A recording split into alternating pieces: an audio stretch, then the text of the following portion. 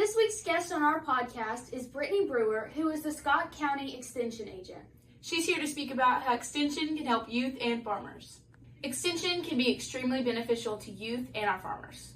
Extension provides support for our youth by promoting skill development, mentorship, and community engagement. Youth are taught skills like leadership, responsibility, and communication through hands-on activities like agricultural projects and public speaking. Youth are encouraged to engage with mentors such as local farmers, industry professionals, and peers, which helps them to gain real-world knowledge and experiences. Lastly, 4-H offers a sense of community where youth can contribute to local service projects and get involved in various community services. Extension provides support for farmers by providing them with the access to education and training, networking opportunities, and resource support.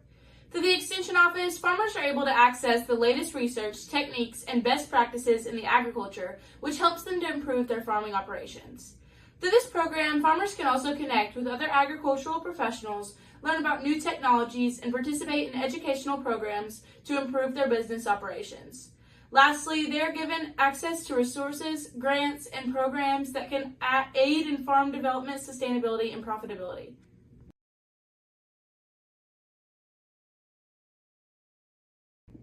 On the 22nd of April, we will be competing in a statewide competition at EKU in small engine, ag mechanics, and floriculture. On April 24th, we have several teams competing in various competitions at UK Field Day. Please let one of the advisors know if you would like to be a part of that. On the 28th of April, we'll be holding a Future Leaders Workshop for anyone who wants to be an officer or hold a leadership position in the FFA next year.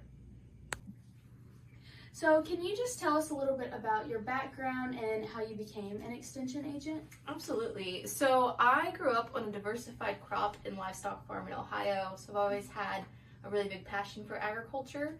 I was really active in 4-H and FFA and a lot of other organizations, but I always knew that I really wanted ag to be a part of my career and a part of my passion. And so I went to college for animal science and majored in at Moorhead State, and lived and worked on the farm and did a lot of ag outreach through a couple of different clubs that they have there. And then I did a bunch of internships as well through like Ohio Farm Bureau and Ohio Extension, and I just really, really loved it. And so when I saw that this job was available and stuff, I was like, oh, absolutely. So yeah, and it's clicked really well, and I've loved it ever since. So that's really great. How does your work support local farmers, ranchers, or landowners? Absolutely. So being an extension agent means that we are an extension of the university. So we're an extension of UK. And so our job is to bring unbiased, research-based education that they have to farmers and producers or just people in Scott County. So we do like variety trial testing every year, and we put out reports for that. I do a bunch of educational programming that focuses either on current issues or new research that's been developed. And so a lot of that is how I engage with farmers and clientele. We also do a lot of diagnostic work. So anything from like plant diseases to soil testing, hay testing. We even offer like water testing. We also partner with like the vet diagnostic lab at UK and do a lot of animal biopsies and things like that. And so that's the main way that we support farmers. We also provide different leadership opportunities that farmers have the option to participate in and things like that. So, does your kind of leadership opportunities, does that branch out to youth or just like farmers in general? It depends. So like I just got invited to go to a beef leadership conference in Tennessee, and that's in conjunction with Kentucky Extension and Tennessee Cooperative Extension.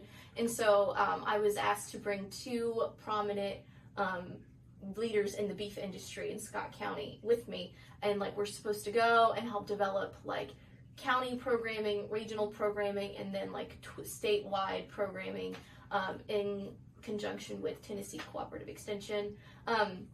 Some of it can go down to youth. A lot of that also blurs into some of the 4-H stuff that I help with, but it kind of just depends on what happens, because a lot of that is either like on a scheduled basis, so it's like every so many years, like they come around and ask us to do this one certain thing.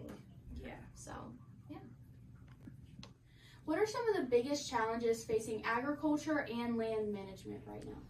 this is a very loaded question. So I would say one of the biggest challenges we're seeing right now, and that's not even just in Scott County, this is all throughout the nation, is just farmland transition. So the average age of a farmer is like in their mid to late 50s. So a lot of our farmers are getting older. And so we're seeing this massive shift in land and asset management. So tractors, livestock, all of that.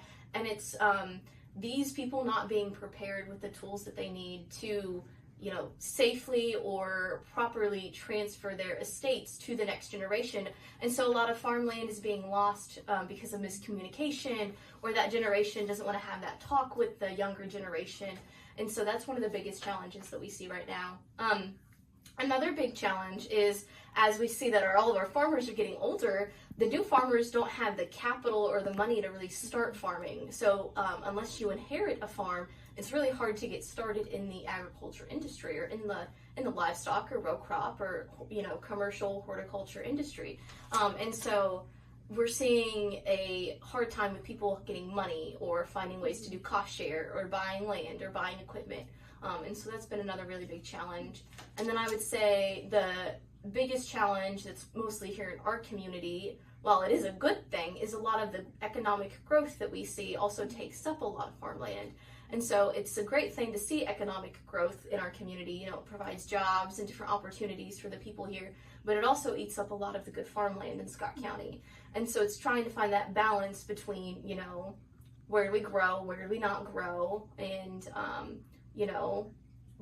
how do people manage their land to either successfully transition it to the next generation, or, is this a farmer's retirement? And they're just like, well, I'm going to be in my 60s and I have this 100 acres, and I'm going to sell it to a developer to make bukus of money as my retirement, and, go do whatever. So there's a lot of give and take, and there's a lot of work in the county being done to kind of help, I don't want to say administer the growth, but kind of see, well, how has Scott County grown? Where is it growing? What can we do to help preserve some of the farmland in Scott County? So, yeah.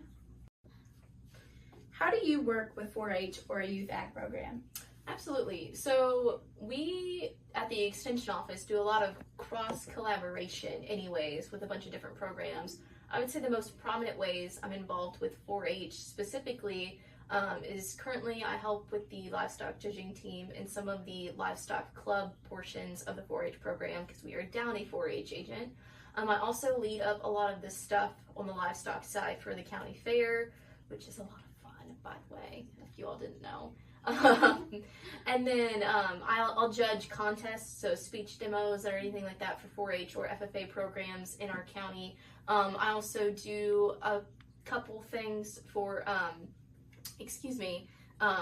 with youth education. So we just did a Ag Adventure Day in conjunction with Scott County Farm Bureau at the Bluegrass Stockyards, and there was 11 different booths all these kids could go to, and we saw the entire 5th grade of Scott County in one day, which is 731 kids or something crazy like that.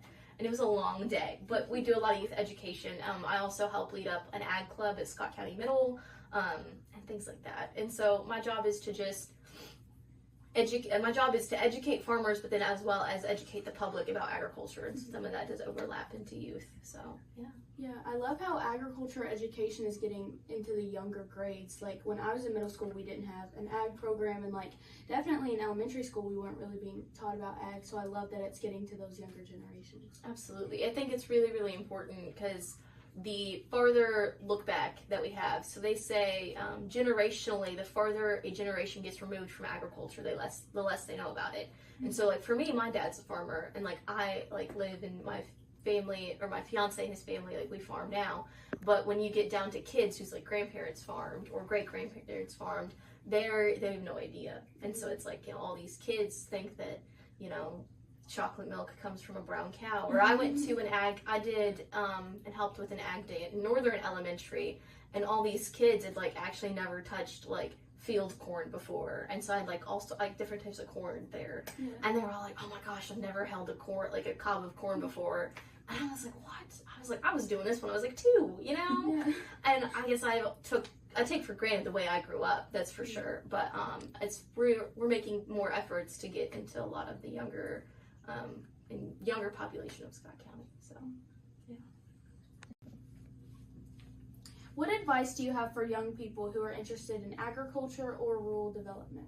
So I think this is a really great question. And honestly, some of the things I'm going to say is probably just in general, like, you know, you should be doing these things or thinking about these things, you know, for whatever career, whatever industry you want to go in. I want to say that the biggest thing is probably networking. So the agriculture community, not even in Scott County, but in Kentucky, and honestly on a national level, is very, like, tight-knit, and like everybody knows everybody. So me coming from Ohio and moving to Kentucky, I've met so many people who it's like, yeah, you know, I know this person from Ohio. I'm like, oh my gosh, I know that person too. And so you know, networking is gonna give you that level up of like having the ability to, you know, it might give you a leg up in a job interview, or it's gonna give you a leg up when you're going to apply for different like awards or grants or scholarships. You know, they always say like a resume and a cover letter, but networking is really going to give you that extra step. Like if that person knows you, they're going to be like, I can vouch for this person, like we need to hire this person, or this person needs to be somebody on our team that we work with, or something like that.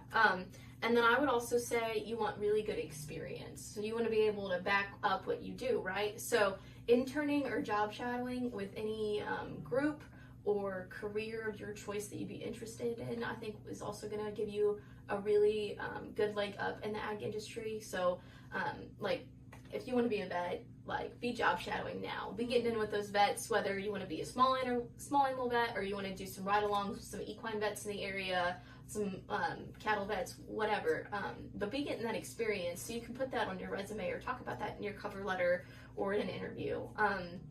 And then finally, I would say is don't be afraid to ask questions. So I feel like when I was in high school and where I like was getting ready to graduate, like I was like I should know things. Like I am like getting ready to be an adult, and I'm getting ready to like apply to college, and I should know certain things. And the answer is no, you should not.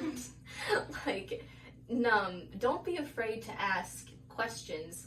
You know, no matter where you go, you know, if you're wanting clarification or if you're not understanding something, I've learned that asking questions, you know, provides clarity more often or not to you and whoever else is with you, and sometimes helps break down processes or answers things that you didn't even think about to ask. And so don't be afraid to ask questions, and you don't have to know everything. That's what I've really learned in this job, because a lot of people will come to me in my job and they're like, oh, you know, I have this disease on my alfalfa. I'm like, oh, I don't know all my alfalfa diseases off the top of my head. So, you know, that's what they have specialists for, and, you know, ask questions, be like, well, you know, like, what is this? How can we prevent this? What can we do about it? That kind of thing. Thank you so much for coming on our podcast today. We're so grateful that you took the time out of your day to come sit down with us. Yes, thank you. Absolutely. It's been really fun, and I'm really glad to see people trying to advocate for ag in Scott County. So keep up the good work. Thank you. We're so excited to announce our newest edition on the Just Talking Ag podcast, Haley Riddle. Yes, we're so excited to announce that Haley's going to be our new filmer for our podcast. Hey guys, I'm Haley, and I'm real excited to be on the podcast with Kaylee and Katie. I've been in ag for 2 years now, and I'm with the Building Communities Committee, and I'm the secretary, so yeah, excited. We are so grateful for everyone who watched our podcast this week. So catch us back next week on Just Talking Ag.